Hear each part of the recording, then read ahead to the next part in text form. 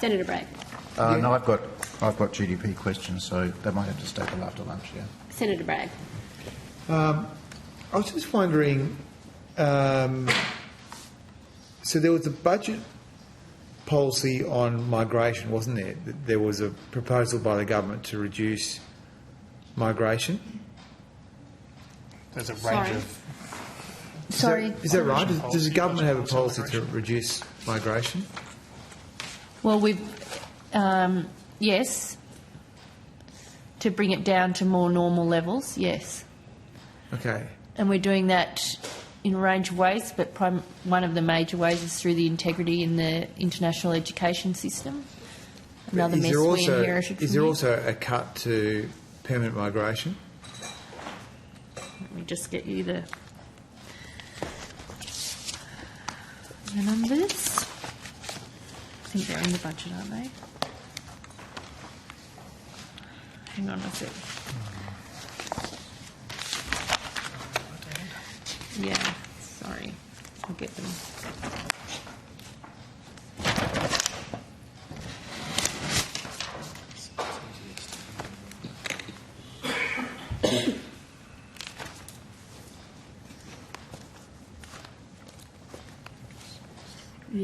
Yeah.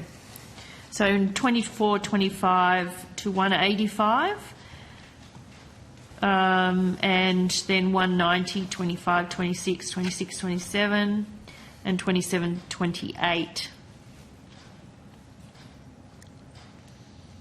Okay. So I think Mr. Dutton's. No, I asked what your policy was. I didn't ask about that. Well, actually, yeah, I wouldn't either if I were you, because you've got 3 different versions going on. Well, I've asked what your policy is, so you seem to have... Mr. Dutton plans to cut NOM by 40% in 24-25. Mr. Taylor plans to cut it by 25%, and Ms. Lee plans to keep net migration 25% lower indefinitely. So there's 3 positions Minister. From your party. Deputy Chair. This is desperate stuff. I No, haven't even asked the not at question all. yet. Desperate stuff. It's not desperate. it's it is. It's desperate factual. stuff. It's desperate. Okay. It's factual. Filibustering. Thank you. No. So what modelling have you done on your changes to migration on housing?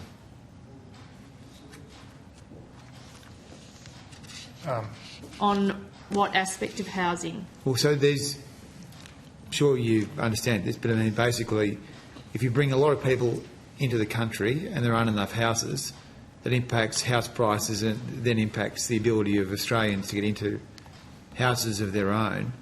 So if you have a new migration policy, which you've now discovered in your papers, what impact is that going to have on housing in the country? What modelling have you done on that? Well, in terms of the budget, the decisions, well, they're interconnected, but we've got housing policies, including a focus on increasing supply, as you know, and then we've made some decisions about the migration program. So what impact does the migration program have on housing?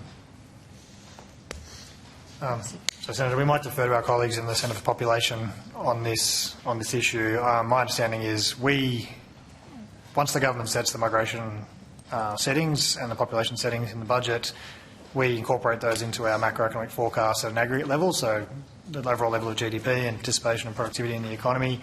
I'm not aware of specific modelling that has been done on the direct impact through to the housing market, but my colleagues in the Centre for Population may be able to add further detail there. So are you saying that you haven't done the modelling on the migration and housing impact? Not specifically through to the housing market. We've looked at when migration numbers move in the budget, we change the aggregate level of GDP to reflect that in our budget projections. But in terms of a specific modelling exercise looking at the impact of different scenarios on migration through to the housing market, okay. I'm not familiar with that myself, but my colleagues may be in fiscal group. Okay, so you haven't done that. So, I mean, I would just say that it would be strange, I think, to the typical person that there would be something as material to housing as the number of people who are coming into the country, and you've got a new policy and you haven't modelled the impact of that migration policy on housing. So when we think about, from our group's perspective, when we look at the forecast for the housing market, we do consider the pressures in the market, we look at overall aggregate supply and demand, and that's why we have, in our macro forecasts, we have a pickup in housing dwelling investment, quite strong pickup in dwelling investment in 2025-26, which is off the back of some of the increased demand and, as the Minister said, the need to boost supply in the housing market. So we've certainly looked at that, and we track the measures of rental stress and broader stresses in the housing market, which are well documented in budget statement 4. So we do think about those matters, but in terms of specific modelling exercise, we haven't done a specific modelling exercise. In terms of the overall modelling that you do on housing, what is happening with housing construction in the budget papers? Is it projected to have more houses or fewer houses? Well, we've got continued dwelling investment, but we've got dwelling investment falling. But in terms of our forecasts... Sorry, what was that? So we've got dwelling investment this financial year falling and flat next year. Falling, so fewer houses? No. So we don't actually... We only forecast activity. We don't actually forecast the number of homes. So, okay, so I'm just trying to understand your answer. So you're saying that there's going to be less construction or more construction? I thought you said less. This year, dwelling investment has fallen. So it's falling? This year. Okay, well, that's bad, isn't it? That's a judgment statement, but I'm not quite sure. Well, I mean, do we want more houses or less houses? So there have been well-documented constraints in the housing market over the past year. We had a pickup in housing construction previously coming out of the COVID recession. COVID pandemic, and then the constraints in the housing market, which have been related to access to supply of goods, timber, etc., from overseas, access to skills in the construction market. There's been a range of constraints in the construction sector that have acted to keep housing from growing this year.